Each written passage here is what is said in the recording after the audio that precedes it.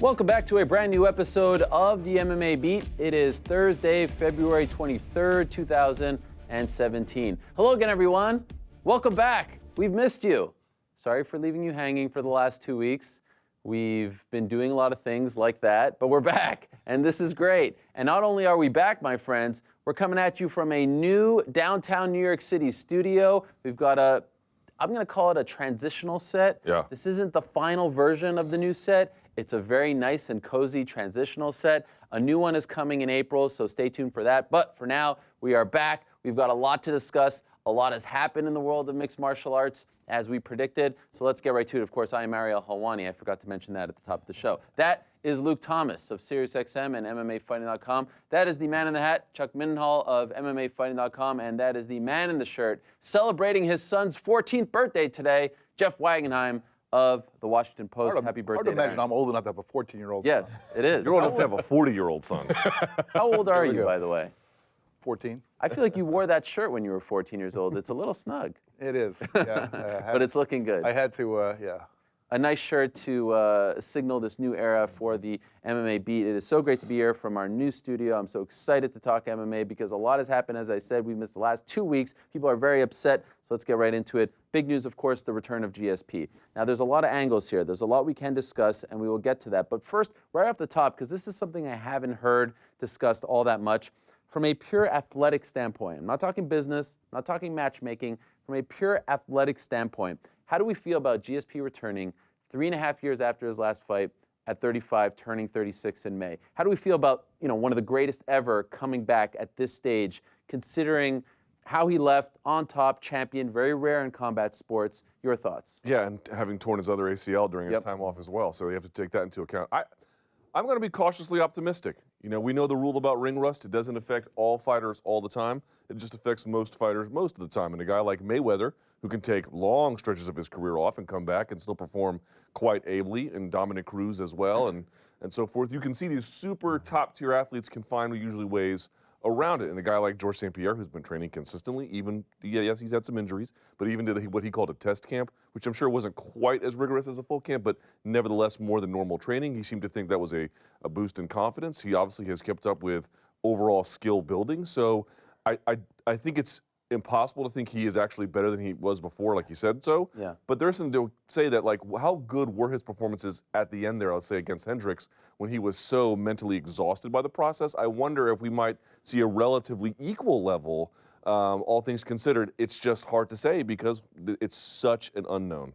He guards himself against complacency. He did that for his entire run, with the championship belt. And I think that you have to remember that his level of competitiveness is just that psychotic. And that's part of what drove him nuts. I think when he didn't feel like he could give it everything and focus on guys like he was used to, it would exhaust him. I mean, I really thought you saw that come out in his last couple of fights. So I'm in the similar boat. I'm a little conflicted on it, like I think a lot of people are, because he had a graceful out. We've talked about that. It's hard to get out of the fight game, and he had a very graceful out. He was helping things behind the scenes. Obviously, he's galvanizing. There's an association in play. There's all these things he's doing. It was him who was big on bringing, somebody like USADA in, and all the things he's been doing. For him to come back, I would say that I'm cautiously optimistic as well. But it depends, too, I guess, on who he's fighting. I think it would change my tune to, whoever they book him against will probably give me my true indication of my gut feeling on it, because there's some guys you just don't want to see him go against. I mean, you just look at his record and you think it's been 8 years since he had a finish. And I know he's been gone, for 3 of those years, but 5 years before that is before he had a finish. There's just a lot of question marks about how he's going to look. Will the people appreciate his aesthetic? Because he was holding a cumulative toll, going through his run. I think he kind of blinded us to sometimes the way he fought, which could be a little monotonous. It could be a little one note. He would figure out a guy's weakness and he'd exploit it for 5 rounds. How would these things translate? There's a lot of curiosities there, but I would go with what Luke said basically, and I would give him the benefit of the doubt, and I believe him when he says that he's ready to come back and he'll give a good look. I would just hope that his resumed career is framed the way you guys are talking about it. You've posed the question. We're not talking about this as a business thing. We're talking about it as an athletic thing, and I hope that that's where it comes from. Because obviously, if it's a business thing, there's so many things that they can push him into in the UFC. They need to make money, and they could create some matchups that I just don't think would be a good idea. And I'd like to see him. I will say that I was on record as being one of those people who was saying I think he had a graceful out. Hope he Right. stays out. And I wish that were the case. But now that it isn't the case, obviously he can either do something spectacular by resuming where he was, or he can hurt his legacy by coming back and being a shell of himself. And I hope that he comes back and fights that are important, but not just from a money-making thing. Does he hurt his legacy, though? Let's say he comes back and goes 1-2 in his next 3 fights. I mean, there's been so much time in between now and his 167 win against Johnny Hendricks. Like, for example, when Michael Jordan played for the Wizards, it did not go well. He did not make the playoffs. Hey, now. But does it really hurt his legacy? It didn't hurt anything. So at this point, has there been enough time passed between the return, whenever it comes in the third quarter, and 167? You'd have to say, yes, that's going to be almost 4 years. Yeah, well, yeah. I mean, it depends on, and it's all in the eye of the beholder. There will be some people who will, let's say he comes in and has a really a lousy showing. There will be some people who will attach that to the greatness that GSP used to show, and that will be part of the story. And other people will do, as you say, they'll just separate the two and say, well, that was the GSP, that was the Michael Jordan of greatness, and this is just the Willie Mays playing with the Mets, right, or Jordan playing with the Wizards.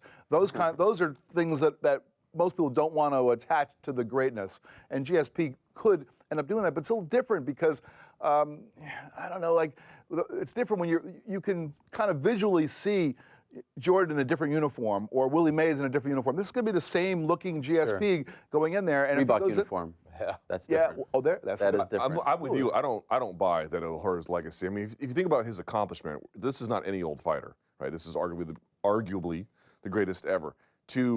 It's not that you can lose like this and there's no consequence to it. It would become part of his story in some kind of way, but it would have to be an extraordinary amount of bad things to happen to really affect it. Because if you're thinking about it, if you're measuring his greatness, it's an extraordinary amount of achievement. Like 3 losses in a row wouldn't even really challenge it. It would be sad to say. It would say, you know what? That second chapter didn't work out like we thought it was going to, and probably not like he thought it was going to either. But here's the good news for him. This is why he's playing with house money. 3 losses in a row certainly would not be good. It would be damaging to some capacity. But if he wins 2 of those 3, he can say, look at my second chapter. I can add to my greatness. Really, it's very hard to hurt what he's doing and very easy to add to it. Okay, let me ask you guys about the timing, because we've been talking about GSP and a potential return for a while, and I remember sometimes looking at the comments for this particular show, and people would stop talking about GSP, he's never coming back. You'd had someone like Dana White, a very influential figure in our sport, saying he's never coming back, he doesn't want to come back, he's just stringing along his sponsors, all while GSP is telling us, I want to come back. And I think it would have been one of the greatest travesties in the history of the sport if one of the greatest fighters of all time says he's ready to come back, and a contract issue would have stopped him from doing so. Again, when Jordan came back the first time, he was back. When he came back the second time, he was back. Politics, economics, issues with his management, that didn't preclude him from coming back, and that's what was precluding GSP from coming back. So he comes back now, but what about the timing? Let's play sliding doors, if Ronda Rousey wins on December 30th of this past year, is GSP back? Does the UFC make a deal? Or is his return the product of no Ronda, no Conor for the foreseeable future, no John Jones till the summer, and no Brock Lesnar? Well, because he's going to fight in the third quarter at the soonest, right? I don't know. I mean, that's still a ways off in the distance. I feel like we're still going to be talking about him and potential and what's going to happen for a little while now. So to me, I don't know. That's a tough question. I know that they've got to try to generate some buzz, because I feel like we're starting to flatline a little bit with the guy, the people that we have up. There's maybe 5 names in the sport, in the UFC roster, including GSP, who you could really pin an event to and say that's an event. Yeah. And if you can get those people to fight 2 times a year each, I mean, you've got a lot of nice events, but that is not even close to the case this year. I feel like just having his name back in the, back on roster, it generates some excitement again. It gives you something to look forward to. And again, just the matchmaking standpoint, given the way that we've, the forks in the road of how we're viewing matchmaking at this point, you're not even sure where that's at. That could either excite you or fill you with like some doom, like if we're talking about Bisping or something like that. Yeah. But there's elements of excitement to it, and I think that just having his name back in there, in the mix at least, gives, it brings something to the table.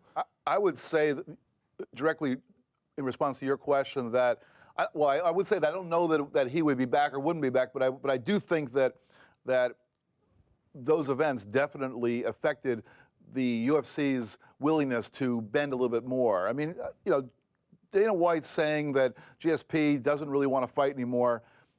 That's negotiation. That's not Dana White talking about. That's not really him assessing a guy's nature or a guy's willingness to fight. He's basically trying to use that as part of his negotiation. GSP says he wants to come back.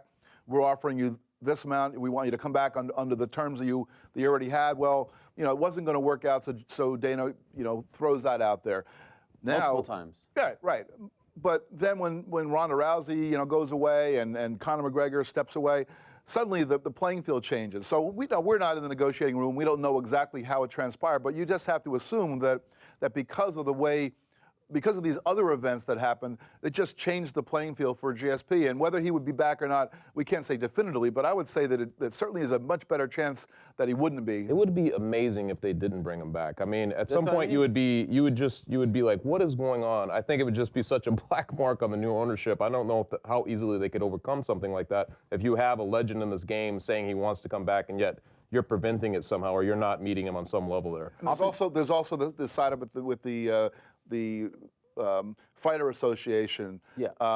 He is a big. Yeah, but when you're bringing him in there and he's, you're kind of, paying him, and maybe he's a little less. There are NBA players who are part of the NBA PA, NFL PA. If anything, he has more power now that he's part of the mix because he's an active voice. You're right. But there's just something. It just seems as though the mind of these athletes is a little different than those guys who are used to and have had a longer history of working as a unit. It seems like fighters are so single-minded and individualistic that these kind of little factors might play a role in this. Two things that I wanted to clear up. First, from everything that I've been told, it's not like he's doing this for money. He doesn't need money. He hasn't been buying crazy houses, cars, etc. So often you see guys come back 3-4 years later because they're in dire straits, they need money. That's not the case, at least from what I've been told with GSP. Also, the reason for the delay, he actually removed himself from the USADA testing, so he has to go right back into it and do the whole 4-month thing all over again.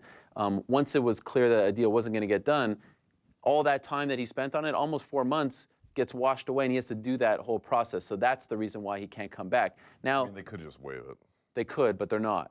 So that's part of the reason why. Now, I'm just, especially after that's their own imposed deadline. Sure. Whatever.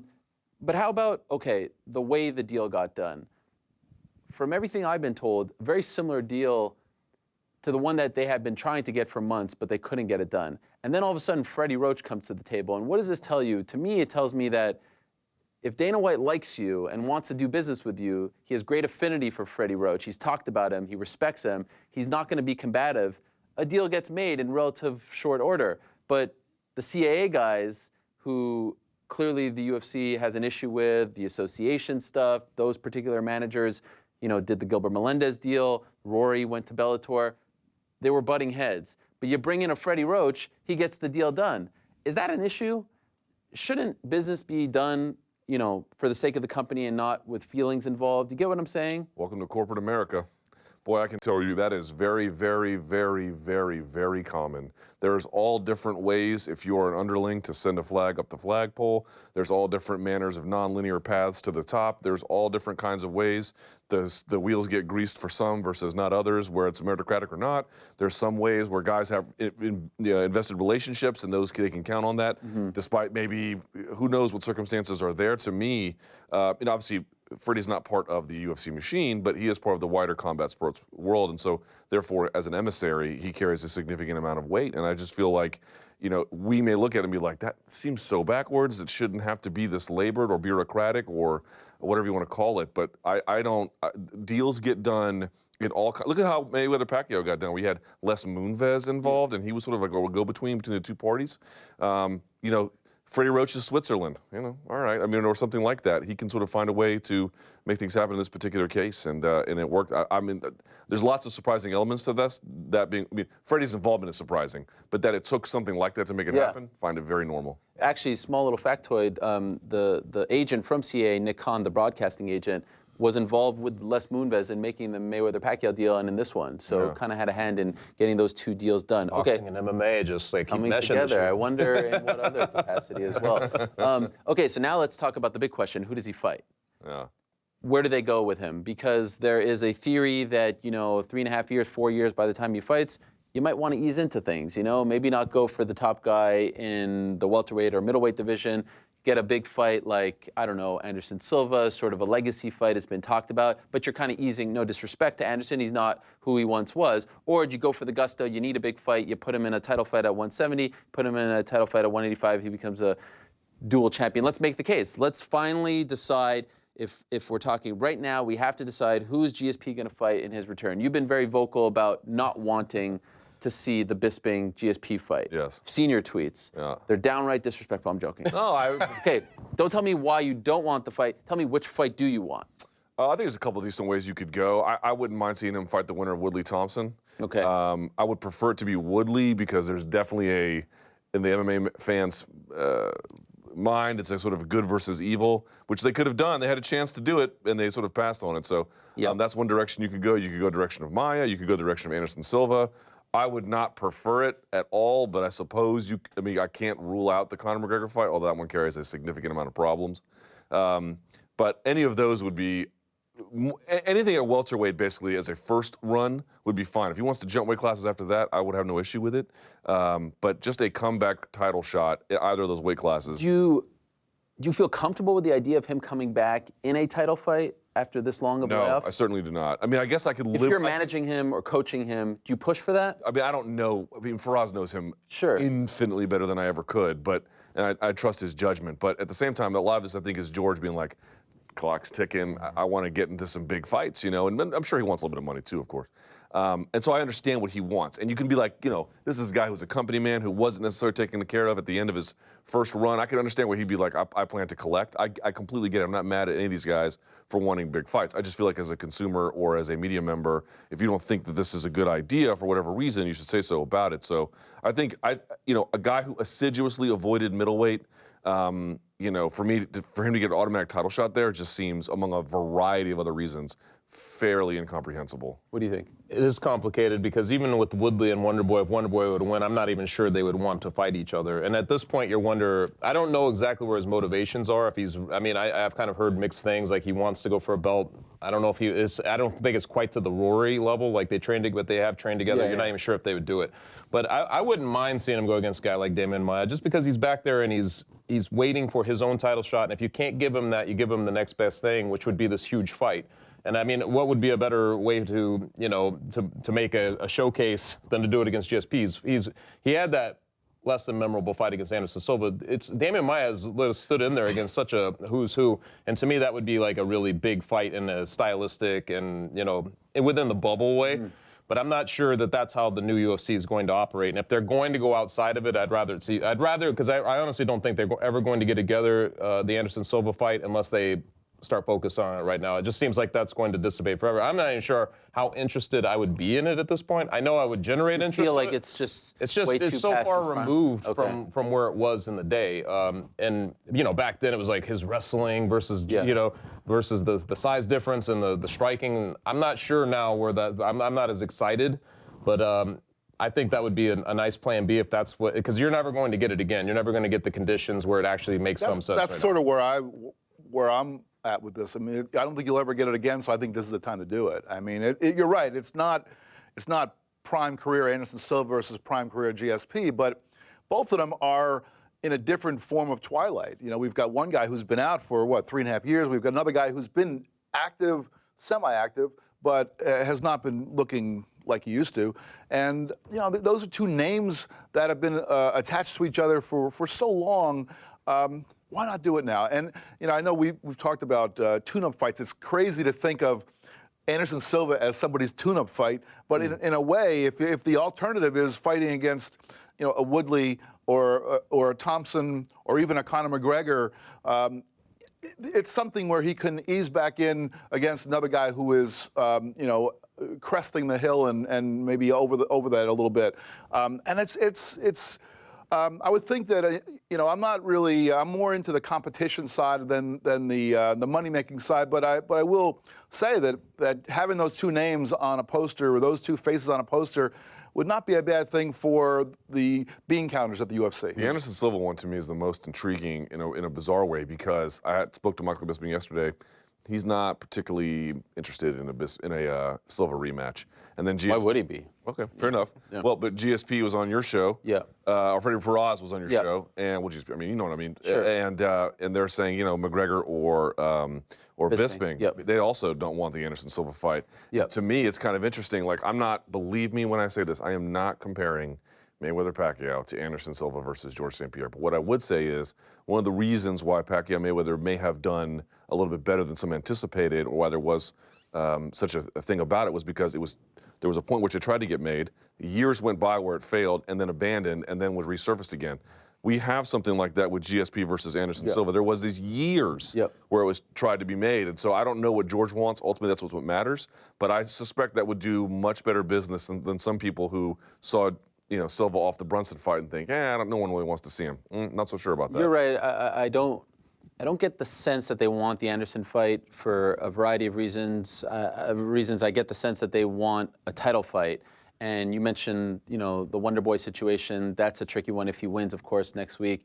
And then we get to Michael Bisping, which none of you said you wanted to see him fight. Let me ask you this. Forget about meritocracies, forget about title fights, forget about all this stuff.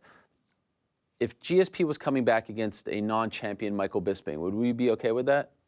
Sure. That's exactly what the whole point is, though. The fact that he's the champ, because from an athletic standpoint, I actually feel like the fight makes a lot of sense. From an athletic standpoint, not from a what's at stake standpoint. You know what I mean? I think it could go either way. I mean, it could be one of those things where it's super competitive and we're like, oh, this is great. I'm certainly not in any way denying that. But it could also be one of those situations where you get Canelo versus Khan. One dude gets starched after 6 rounds. You're like, oh, yeah, size sort of matters. It could happen in its own way, because I could see that happening as well. But the whole point about Bisping is, and look, again, I am super not mad at him. Oh, you're going to get a huge paycheck? Yeah. You should just go turn that down? He has every right to go seek what's best for him. All I'm simply saying is, you have it's not like middleweight is dead. Like Yoel Romero is standing there being like, okay, que hora es? Yeah, right? And he's not getting an opportunity. And the other thing I think the people don't really consider is, if you make GSP versus Bisping, I think it would do super well at the box office. I think it would be a hit. That is a very legitimate argument. And I think there are some people who are like, wow, I'm really interested in this. I 100% believe all that. But the problem is, like, when you start breaking the code and what you're supposed to adhere to in terms of divisional and sport management for short-term opportunity, like, do I think if they make GSP versus Bisping, the world will collapse? No. But you really have to wonder, in the hands of WME, who seem to be learning on the job about how to be a steward of the sport, what practice does allowing that then give rise to? Like, if the Fertittas did it, I'd be like, okay, the Fertittas know you can do this, but then you have to get right back to being very disciplined about weight class management. I don't really get the sense that WME either knows or cares about that, and that's what I'm really worried about. Well, there have been warning signs. Go ahead. I was going to say that I think that Luke sort of refocused it in the way that I would agree with. I don't think it's about criticizing, in this case, Michael Bisping or GSP. It's not, or even back when we were talking about these same things when Conor McGregor was jumping around. I mean, I don't think it's about the fighters. I think the fighters should and have the right to seek out the best opportunity, and sometimes that's the financial opportunity, not just the looking for another belt. It really is the people who run the company who have to be in charge of stewarding this sport. They're the ones that have to. They're the parents. They're the adults here. They're the ones that have to say, no, we're not going to make that fight because we have a middleweight division that we have to take care of. And so I think that again, I agree with you 100%. I'm not really interested in GSP versus Bisping for the middleweight title for that reason. Not because I don't think those two guys wouldn't get in the cage and have an interesting fight, but I just don't think that giving him a middleweight title fight when he's never been a middleweight I just think that's a bad precedent. It's futureless, right? Like the UFC has just not operated this way. And I know we were talking about this before this Brooklyn card, because you have a fight coming up in a featherweight picture that doesn't exist. There's nothing beyond it. And that was novel, because you're like, usually the UFC goes, they don't start something unless there's something behind it. They always want a talking point coming out of it. I'm not even sure where the talking point is with GSP and Bisping coming out of it. Is it GSP then is a middleweight? He's just a middleweight, and now we're talking about his division. But then, like you said, He's jumped rank, or he's jumped up in front of these other people. Is he going to then face these other guys, or is he going to do what Bisping's doing and say, I'd really like to face this guy? It's just it gets too loose, and that's just not something. If that's the way it's going to be, I feel like the feelings coming out of 2017 be a lot different about the UFC. I just don't believe that that's a sustainable way to go about it. What is the bedrock of their product? Go back and look at articles. I did this for like a couple of hours this week. Go back and read articles, old Dana White interviews with mainstream media back in like 2007 or 2006. You can find them, and you can be like, what is the? And this is Dana White spouting off, but it was true. You talk to people, you got the same response. What is one reason why people are watching UFC and they think it's better than boxing? I'm not asserting that it is, but what they said at the time, and they were like, the best fight the best here. Guys don't run from challenges, and I get Michael Bisping has every incentive to take a big check, and he's fought the best of the best and been in the trenches at middleweight. This is not impugning his character, but all I'm saying is somebody has to say what ultimately is why do people watch this? Right? What is this ultimately about? And if you begin to get away from that, which I think you can at times, but if you start making some real novel changes, I don't like what that means. It's always momentums, right? They're always shaping momentums. You had two momentums that were coming up like this and colliding. This is completely away from that. So the biggest fights were the ones that you couldn't conceive of somebody losing. You had to say, you had to think Ferguson. about it. Yeah, exactly. Right? You had to think about it. Exactly. That's an amazing fight. Because of that reason, too. You're the stylist, but then you think, one of those guys will have to lose. And that's just such a different... That's when you've got the two best guys going against each other. Also, if GSP wins, sorry, Jeff, he's going to fight Yoel Romero. I know. What? It could potentially create chaos here. Yeah, the belts need to mean something. The belts have to signify something, and this is not to demean any of the fighters involved here, but there is a process. There's a process that builds you to the opportunity to wear that belt. You earn that, and it's not just being the best draw or being somebody who's going to who can promote a fight the best. I mean, those are certainly factors, and as much as I like to emphasize the competitive stuff over that, that stuff is important too. But the belt has to signify something, and that what it signifies is that I have won these amount of fights and climbed the mountain to the top, and that's where I reside now. I hate the idea of a contender having to sit aside for some, fancy, sexy super fight. I do hope. Remember when Carlos Condit was asked to sit aside when there was that whole kind of love triangle with GSP and Nick Diaz, Condit, and he was paid to sit aside. Remember that? This was around UFC 143-ish time. He was going to get a title fight against GSP. He was paid to sit aside. Well, his manager was and is Malki Kawa. Romero's manager is Malki Kawa, your buddy. Yes. Well, if Romero's asked to sit, I hope he does get paid for his, for his time off, because there is a precedent there. One last thing about GSP. Is GSP's return big enough to give this new UFC its first 1 million pay-per-view buy show of 2017? Because with all due respect to the cards coming up, and I do agree with what we've been saying, first half of 2017 kind of weak, but it's slowly picking up. 209 is fun. 210 has, the DC Rumble fight. 211 just announced, Joanna versus Andrade, and of course the heavyweight title fight. Then we've got 212, which is Aldo Holloway. The champions are coming back, basically, right? Mm-hmm. But I don't know if there's a million pay-per-view buy show out of any of those. And then we get to the July show. We'll see what happens. Cody Dillashaw is probably going to be one of the fights on the card.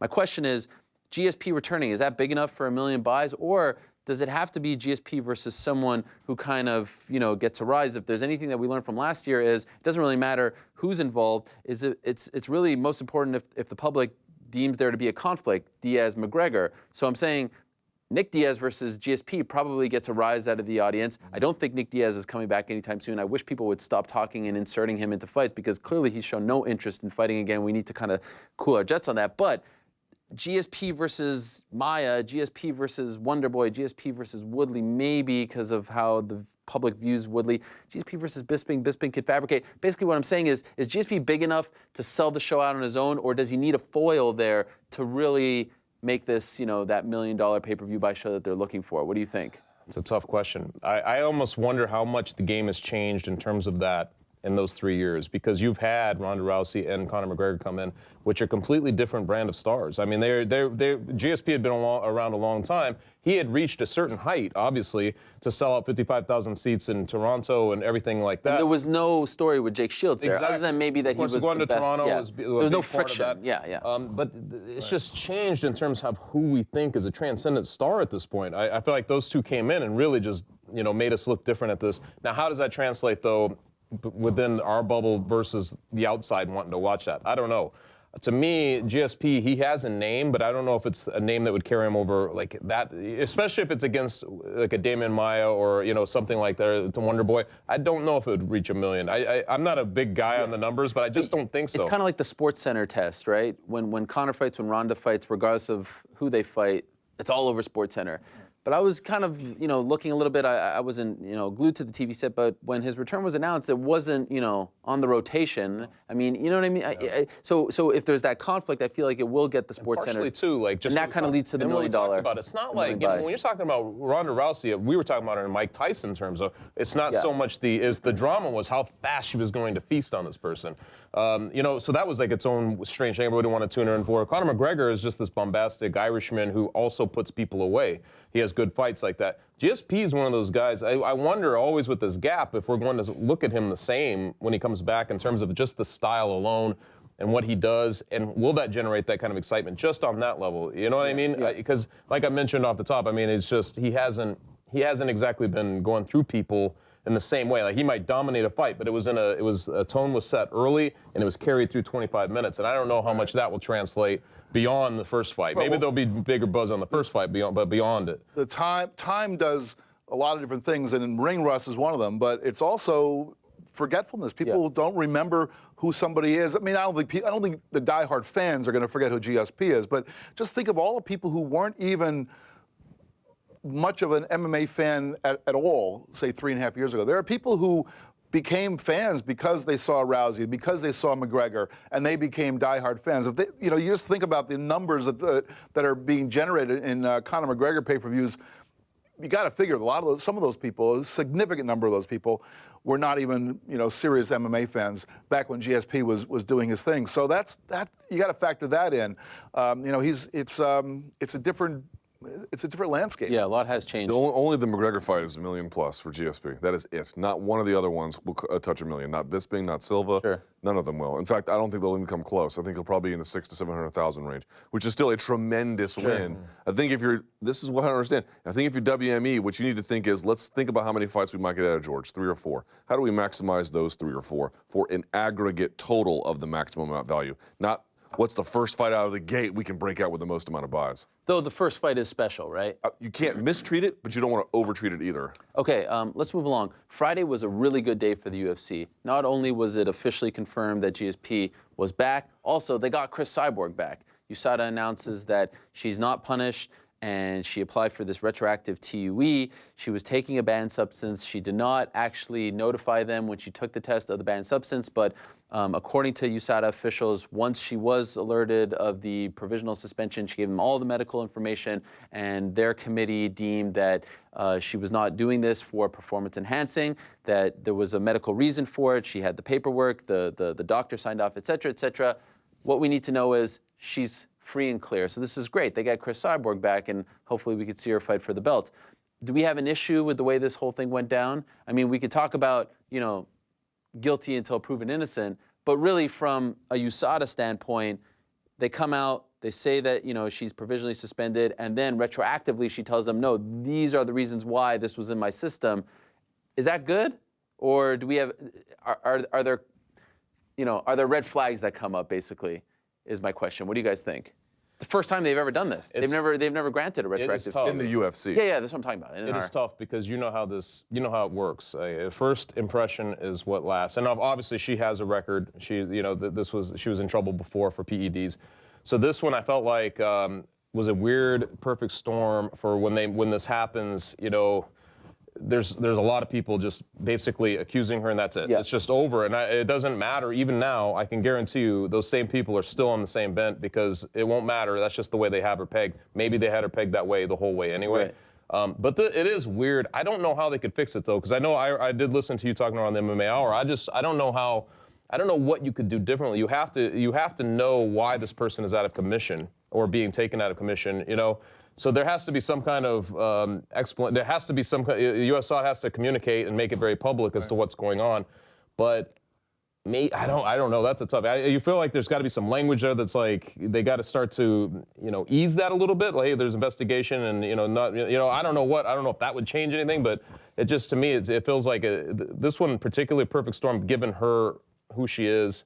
And that How do you leaves feel us about in the a weird retroactive spot. TUE? Like basically not disclosing it Yeah. upon the test, and then after getting caught I was saying. surprised that they.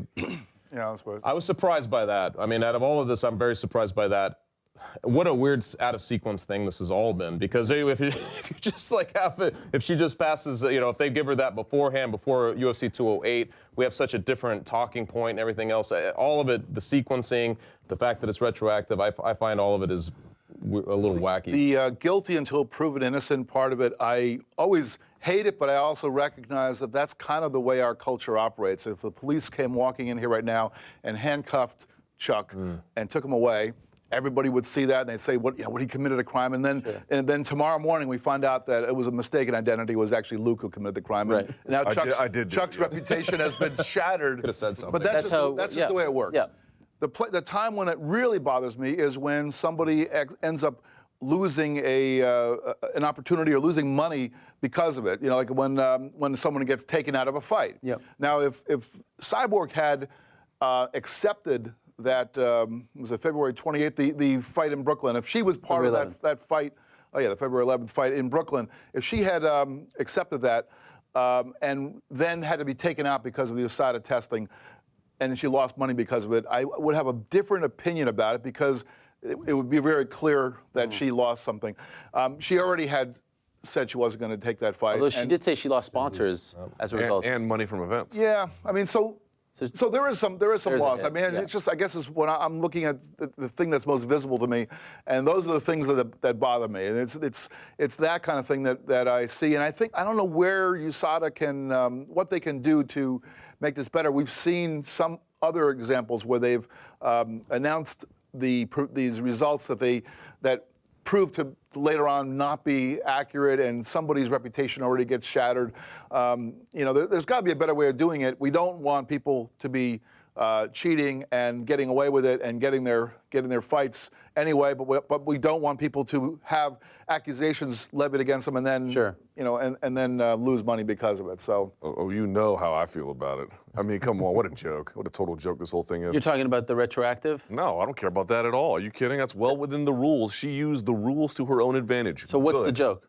The joke is, I mean, where do you even start with this? Number one, everyone comes in, yeah, USADA's going to clean it up. Yeah, this is the organization we trust. Really? The organization you trust is the one doing all the vouching for Chris Cyborg?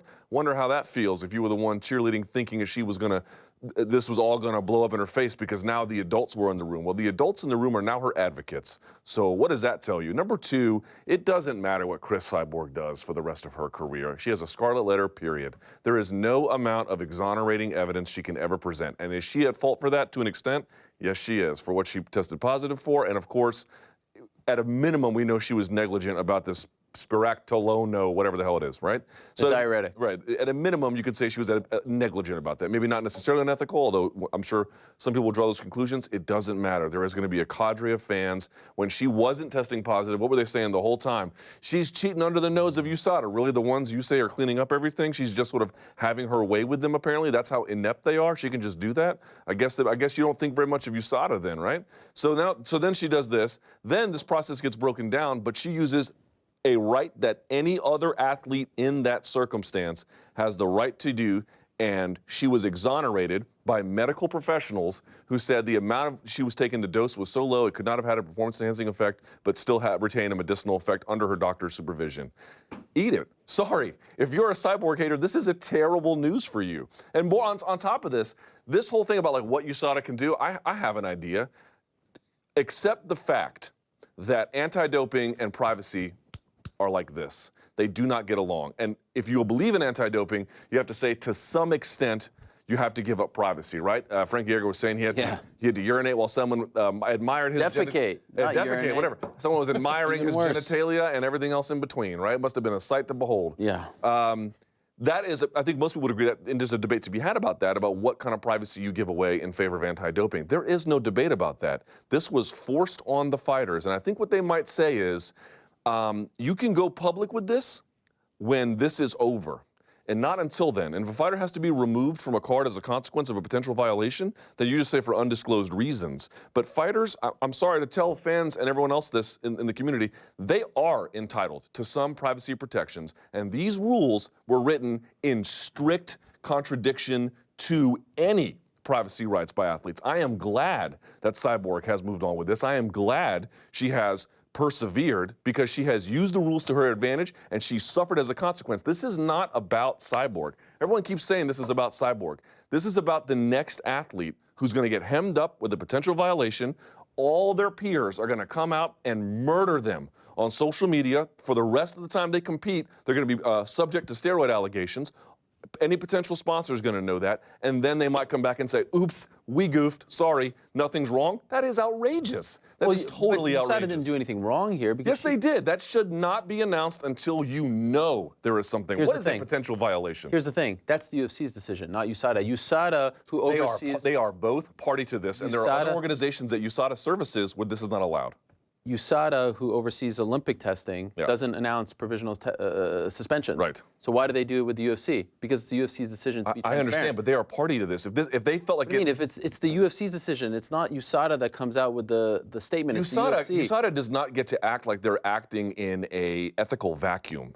They know when they announce something like that, it has consequences. But they're not the ones announcing it. It's the UFC's that announcing it. They're the problem here, not USADA. USADA's doing the test. And then they give it to the UFC, and the UFC comes out and says, we're transparent, here you go, which is great for us. They're party to that. If they felt like, in other words, if they said during negotiations, like, we're just going to do the test, it's your choice to announce them, why are you even giving them the choice? Because you believe ultimately we don't have that responsibility, it's not ours to make. But by not making that choice, you are party to the ethical consequences of what happened there. You cannot remove yourself. If it mattered that much to you to do the right thing, you would make it a condition of doing business. That the act is carried out by the UFC is a convenient way to farm out ethical responsibility that I don't buy. So then why don't they do it with the Olympics? Because the fighters have no rights. Well, that's the problem. The fighters have no rights. But that's the problem, because this was sprung upon the fighters. Totally. They don't have an association. They don't have anyone who could say, wait a second, collective bargaining, we like this, but we don't like this. Right. We don't like 365, 24/7, but we don't. But again, I think it's unfair to solely blame USADA here. I'm not solely blaming them. I mean, I think everybody- the issue really is the UFC is coming out with this stuff. And by the way, we've hammered the UFC for not being transparent. They're actually being very transparent, almost too transparent here. transparent. Yes, well, in the sake of the fighters, because someone like Cyborg, is actually seeing her reputation getting harmed here. But the fact that USADA doesn't announce it in their probably biggest moneymakers, the Olympics, right? That's really where they make. Sure. They don't do it there.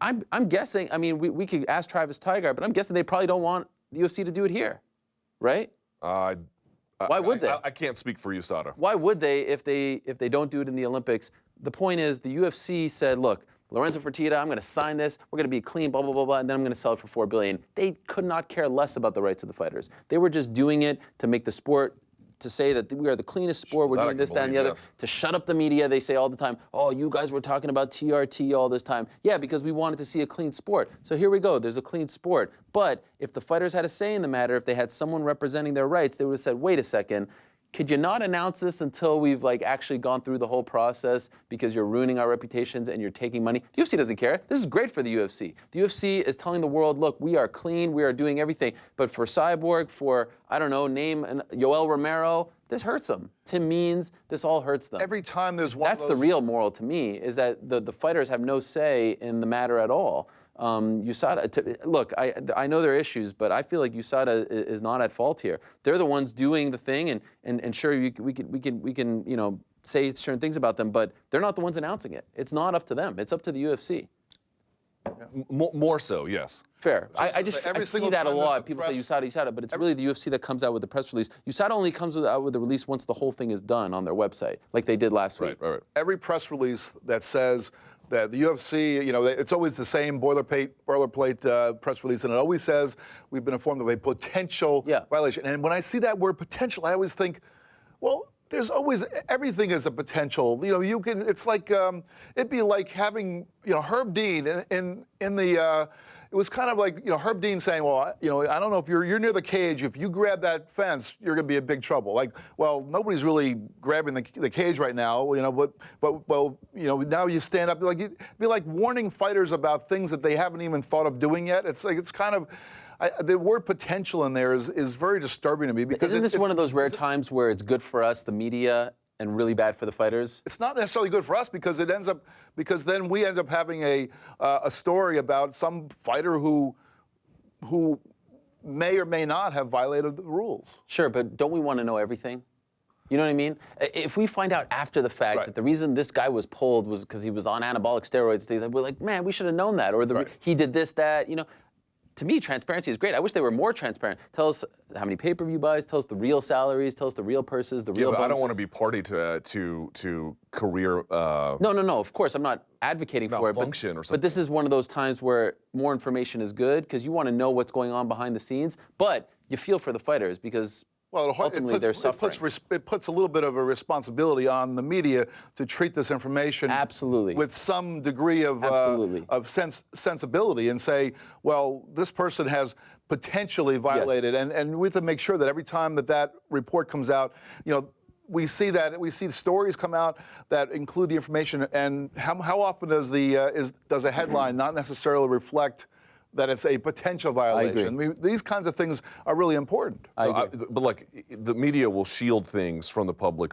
in the interest of those who are like they can't if they know they're going to do harm to it. That's not a reason to not publish. But there are some guidelines that they'll stick to, or they won't release certain amounts of information. Now it's usually in fairly significant cases, right? Like let's take the case of this woman who claimed rape at the University of Virginia. They've gone by the name Jackie. They've never actually released her full name or name at all because they're doing that to protect her. They could. There's no laws necessarily. Oh, there's some places where it's laws, but they could if they wanted to, but they don't. Here's my point. I'm not putting a potential violation on par with gang rape at the University of Virginia. Far from it. What I am saying is, overall, having transparency about the ultimate process, I think, is in the public's interest. I think they should know, especially if somebody is ultimately not exonerated. Sure. But just doing damage by just letting things out into the world, or just saying not my responsibility to worry about that, I have a big problem with that. I would also say that at this point, shouldn't Cyborg of all people be like, hey guys, let's come together and say we don't want this out there until we are fully,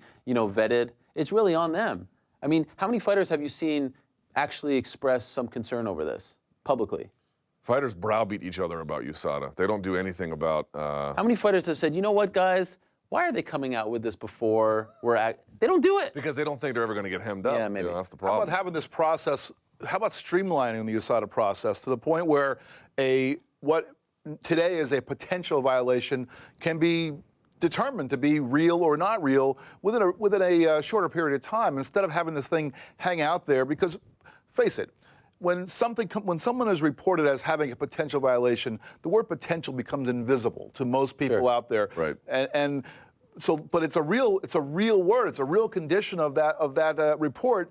And let's see if we can get that thing verified or not in a reasonable amount of time, as opposed to having this go on for weeks and months. Yeah, I think an important thing to note is Cyborg did do something wrong. She didn't cheat, but she did do something wrong. Yeah, tell that to Lyoto Machida. Well, no, I'm just saying in this case, she did not disclose that this was in her system. Sure, but it was so insignificant. Absolutely. USADA, that's what I'm saying. We don't care. She's not a cheater. I don't think she should be significantly punished. She's been punished because of the way it looks, sponsors. But it's important to note that she did not disclose this, and you should be upfront. If they're coming to your house, you have a banned substance, diuretic, these are things that you should disclose. Maybe she freaked out, maybe she forgot, who knows? But she's not a cheater in this case, and I think that's important to know. What we know for sure, at a minimum, is in this particular case, she is negligent. Beyond that, we're just allowed to let our own prejudices define the view. Okay, now let's move along to Jermaine Durandamy. Now Cyborg is in the clear. Durandamy is saying, I want to fight Holly Holm. How bad does this look? I mean, is there only one answer to this question, or does she have a legitimate case? Was that fight controversial enough? Holly Holm is appealing the loss. Was there enough controversy here to actually justify her stance? Holly Holm rematch? Well, it shouldn't be up to her. It's only controversial Sure. because she created the controversy. So it's like, Fair I enough. think she should be taking who she's supposed to take next. If I'm Holly Holm, obviously I'm going to use that. I know that she's appealing this. I would definitely use that because this is a way to say, like, hey, forget about the 3 losses in a row. Forget about all of that. This deserves a rematch, if nothing else. You know, you're saying you're putting your name in there. But if you're de Randamie, this looks very funny. And we were talking about this after the Brooklyn show. The night sucked in a big way the whole way through. The crowd was lethargic, and you get to this moment where you think, well, here's what we've all been building towards. And then she says she's going to have surgery on her hand from a fight a couple times, a couple ways back, and you think, that's what is this division, and why did we just go through this? I mean, it has to be that the division was made essentially for Cyborg. Yeah. And as soon as she's cleared, whether you want to fight her or not, that's really not that's really what it's at. It's like it was made for Cyborg because I think that there was pressure from all of us basically to stop having her kill herself to make 140, which was an arbitrary weight. This division was there. It's her division. She's been a champion everywhere she went. She's ruled the universe there. It's like, why? What else is there? To me, it's just de Randamie. What she should be doing is just embracing it, because I feel like that's where we were basically heading this whole way. It just looks funny when she's not doing that. Yeah, Holly Holm has some argument in her favor. I mean, there was a foul that should have been deducted from de Randamie's, and that would have made it a draw. And there are a lot of things that, it was a close fight. Some people said she won. Some people said, de Randamie won. It's, there's a reason to fight again, but it's not a fight for now. I mean, there's no question that with Cyborg cleared, the next fight for that belt has to be Cyborg. I think what we should do is for Holly Holm, because she, had a bad break there, why don't we let her cut in line? Because I know there's a long line of 145-pound challengers. Why don't we let her cut to the front of that long line, and she gets the winner of that title fight? I'm so confused by 145. We all talk about Megan Anderson, right? Megan Anderson is the Invicta interim champion. Guess who her last loss was against? Cindy Dandois, who just signed to the UFC as a 135er. If you're not going to sign her to 145, there's literally 5 people that you can sign, and she's one of them because she beat Megan Anderson. She's been around, trains with Miesha Tate, all this stuff, veteran. She's fighting on 135. Literally will be an outpost for people to go try their hand against Cyborg. That's the only thing it is. It's just this little area that'll be put off to the side where Cyborg exists, and anybody who wants the big fight, the challenger, will go there. But there's no division. I just feel like, when they set things up, they're like, all right, we're going to have Cyborg fight, probably Holly, I think was the original one, right? And that didn't work, so they actually wound up canceling a pay-per-view over it. I think they wanted to put it in Southern California. So they put it in February. Then Cyborg has all those issues having her, so that doesn't work. So now they're going to have de Randamie versus Holm. Then the fight is fairly lackluster with enough controversy to be annoying, but not ultimately overturn anything, I don't think. And then the winner comes out and says, I have to get hand surgery, yay! And then on top of that, sure, I'll fight the person who I just lost in a relatively lackluster rematch. Everything, I'm not saying everything that could have gone wrong went wrong, but boy, a lot of it did. And so now they're in this position like, oh God, what do we do? And don't forget, you got Megan Anderson being like, I don't think I'm ready to fight Cyborg yet. So that seems She to be hasn't echoed by everybody. She hasn't even been called yet. They have no, communication. She hasn't been signed. yeah, but even if she was, she'd be like, I don't know. It just sounds like nobody wants to be at 145 pounds. I think that Cyborg has had more, has prompted more women to go on diets than Jenny Craig. I mean, it's just like, Look at him with the one Well line. done. Okay, I'll be here all week. let's move along. Let's talk about Bellator Saturday night. I mean, forget about what happened before the event. If you actually talk about the fights themselves, I feel like very strong case that everything went wrong for them, right? It's super bad. Josh Thompson loses in San Jose, gets finished for the first time since UFC 49. Josh Koscheck loses in his, return to MMA, his Bellator debut. Chuck Congo, our buddy over there, did not have a great fight. But the big one, of course, the main event doesn't come to fruition. Fedor's debut, his return to San Jose. Mitrione has kidney stones. I mean, just bad luck all around. And what I'm wondering is that a one-off for them, or do you think it is tough to lose a main event just an hour before the event starts? And not just any main event. I mean, this is Fedor versus Mitrione. I argue that this was the best main event they've ever put on. I mean, it just made all the sense in the world. If Mitrione wins, he's elevated. You paid a lot of money. Alvarez versus. I was talking about the Coker era. Sorry. Oh, yeah. The Coker era. I feel like it's the best of those kind of star-making fights that they put on, and they lost it. and you have all these people who paid money, and I'm sure people traveled to watch Fedor. But will there be, will there be an after effect, a trickle-down effect in terms of like, wow, now you really have to regain the trust of the audience? Or do you think this was a one-and-done, horrible night for them? They'll live to forget. I mean, think about Rich Chow. Rich Chow was maybe the only guy who was at the Kimbo Petrozelli fight as a matchmaker and dealt with that whole thing with Ken Shamrock. And then he was there on Saturday losing the main event. Now, I don't think this will, I think we all agree this won't, signal the end of Bellator. They're not going to die as a result of this like Elite XC did. But this was a very bad night. People lost a lot of money. There were promos going on while this was already canceled during the NBA All-Star Saturday Night stuff, and the fight wasn't happening. It's bad. Will there be a trickle down, or next event, big one, no problem? The people have short memories. What do you think? I actually think it'll basically be okay. Okay. And I'll say this is one when it happened in San Jose, which is their relatively home market. If you live in San Jose, Strikeforce and Bellator has treated you pretty well, generally speaking. So I feel like those fans are going to be somewhat they're going to be pissed. That's a great point. But they're going to be somewhat forgiving. Okay. The other one is you haven't lost Fedor for good. Yeah. We'll see he'll come back. The sooner they can announce something, by the way, the better. But I basically feel like MMA fans are just wounded at this point about things falling through at the last minute. And then, you dangle the other carrot in front of them and they're back on it. And media is the exact same way too. If they get back on the right foot relatively quickly with some good events, some good fights, some good results, I basically think all will be forgiven. If they compound it with failure, it will magnify the original catalyst. The fight itself was interesting, right? Because you had a guy, Matt Mitrione, and there's going up in Chuck? Was it? Well, it was interesting in the sense that, Matt Mitrione is still relative, he's still relevant, I should say, in the fight game. He had beat Derek Lewis, who was fighting the next night, and he had a pretty good fight against Travis Brown, except for the eye poke and everything like that. So you're looking at a guy, I think, who's still there, and he's going against a guy who is really the draw. But playing it back, you get this thing, it's canceled, and you went through. I didn't think it had the hugest buzz going in, but now you have to. If they're going to make that fight again, do it all over again. And I feel like that's where it loses something. It's just we've already been contemplating it. We didn't get it. Now you're going to contemplate it again. I think it's going to lose something. You would suggest going in a separate direction? I don't know. I mean, I know that a lot of people would disagree with this, and I think they just still want to see that fight. And then there aren't a lot of better options. I don't know. I mean, you could come up with some more compelling, like the typical Bellator fight. Congo Fedor, for example. Oh. Jail. I'd literally rather die. No, a very interesting point. But I mean, run it back. You could do Bobby Lashley.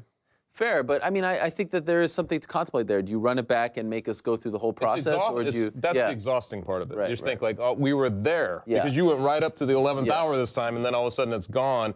To have to go through the process again, I just don't think you're going to have the same enthusiasm wherever that enthusiasm level was. I don't think you get back to that the second time. Yeah, well, you were talking about what a disaster this was at Bellator. I mean, the difference between Bellator and the UFC, one thing is, of course, that they don't have the same kind of depth of a card. So when they lose that main event, they are completely screwed. We've talked about a lot of UFC events where the main event went away and it seemed like there wasn't that much below it, but it was because it was a pay-per-view. Right. And people aren't willing to pay $60 for a fight card that doesn't have that one big draw. And this one, because it was on regular TV, I'm sure that the viewership was down, but it's still, you kind of already thought, well, Saturday night, I'm going to watch Bellator, and you don't have to lay out the $60. I imagine they probably will still, they still drew some people, and it doesn't feel the same as when you lose that pay fight, that everybody, that everybody wants to see that one fight, and you're paying for that fight. This one here, that's the thing, that's the reason most people wanted to tune in. So, I'm sure that some people didn't, but I'm just trying to wrap my brain around like some other way, like why would people tune in? I was personally working that night, doing some other stuff, not MMA related, and I was trying to how am I going to adjust my evening so I can make sure I watch that fight? And once that thing fell apart, I was like, okay, whatever. I'm taping it. I'll catch up to it Sunday morning. And I'm wondering whether some other people thought of it that way. We were dealing in secondary narratives anyway. We were talking about, this is returning to where Verdum, took away his myth that night in San Jose and all this. That's the kind of fight it was. It was just we were kind of going all around the periphery to find central interest in it. And I feel like the second time, I don't know. To me, it just seems like now I don't think that'll stick. I don't think that it's going to be the same. I may be wrong. Yeah, I mean, we'll maybe see. people We'll see the gather ratings around for it. the big Yeah. event this Friday coming out of Belfast, right? That should do a couple million. They were hoping for a couple million for the Fedor fight, so maybe they'll get it this Friday. Okay, last thing By the way, just real quickly on Yeah. that, did you see they put James Gallagher again in the co-main event? for this Friday's card. Yeah. Yeah. No, this Well, he's is. from that neck of the woods. I understand, but they didn't like after when they did King Mo versus Ishii, which are granted they got Liam. who's Oh, the you hometown guy. say- yeah. That was in Dublin, of course, Yes. but the place emptied out. Sure. they put him back in the co-main event. Okay, to their credit, or in their defense, I should say, Chris Fields, who's very much an SBG guy, a Connor yeah, guy, yeah, was in the sure. main event against Liam Sure. McGeary, so it wasn't quite Ishii and King Mo. No, it wasn't. And Liam's a UK guy too, so there's probably some, Fair. overlap there. Still. Okay, let's talk about Derek Lewis before we go. What a fun performance in the cage and on the mic. But how does he hurt himself when he goes on the mic and talks about Rhonda and domestic violence and having to go to the bathroom? Like, do you feel like I know for a fact that Dana White doesn't like his tweets. His tweets are incredibly entertaining. They're not exactly the most, PC tweets out there. What is politically correct anymore, though? I don't know. We don't even know. That being said, when he has a performance like that, I mean, to get a guy like him at heavyweight, and he finishes fights, he's entertaining, he's a fun interview. But when you kind of straddle that line, are you doing more harm than good, or do you think that they're gonna? Because I feel like they should be pushing Derek Lewis at this point. Like they need to give him, the Michelle Watterson treatment, if you get what I'm saying. Get him everywhere, especially in the South. In Houston, he represents that part of the country so well. But do you think that they are going to be reluctant to push him because he's so unpredictable on the mic? He doesn't fit into the corporate structure. Right. He is an incredibly entertaining guy. Fans love him. Media loves him. He's a great win streak. There's a Yeah. lot to admire athletically as well, although we'll see how far his ceiling really is. But he just doesn't fit into, UFC walks this line between edge and buttoned up. I feel like Dana White in those black suits, no tie though, right? It's sort of like a metaphor for everything. Sure. It's buttoned up to a point. Yeah. And Derek Lewis is just so far past that. I mean, he doesn't, but But is he so far past that it's good? Or is it troublesome for them? he reminds me something of in his own way, Yeah.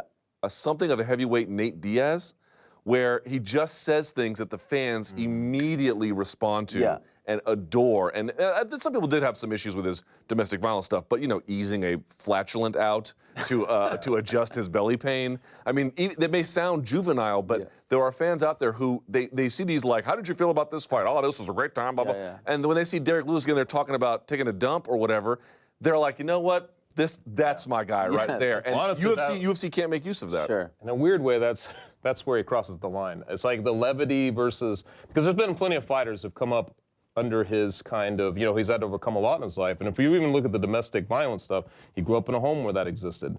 I just retweeted out a piece because I had to go back and look because I was like, didn't he have some problems like that? And he grew up in a household like that with his mom and his stepdad. He said that they were fighting all the time. That's probably very personal to him, what he was going in there with. And I think that was, we're figuring this guy out. It's weird. I feel like he's one of these weird ones, because even the Diaz's, they took a while to get to the point where people really understood them on the level of what they were operating. Understand they were very smart and shrewd in their own way, but also very innocent in how they would present their thoughts and things like that. I feel like this is a little bit him. I don't think he's overly calculated in what he wants to say.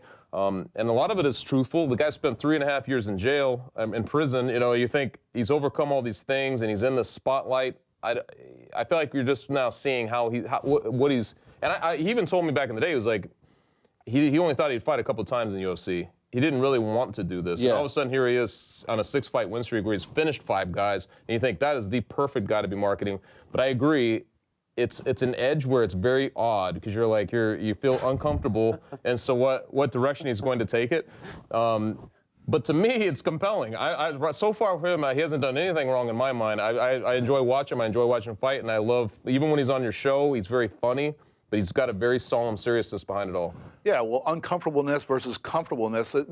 We become comfortable when someone is well packaged and everything, is very logical and sensible. This is a guy who, we can become uncomfortable because he's just keeping it real. I mean, I think that to echo what Chuck was saying, this statement about domestic violence was not him trying to be PC and play to the fans. This is something that he experienced in his life. He witnessed that. That's something that. So I think people had an issue because Travis Brown has never been actually, That's true.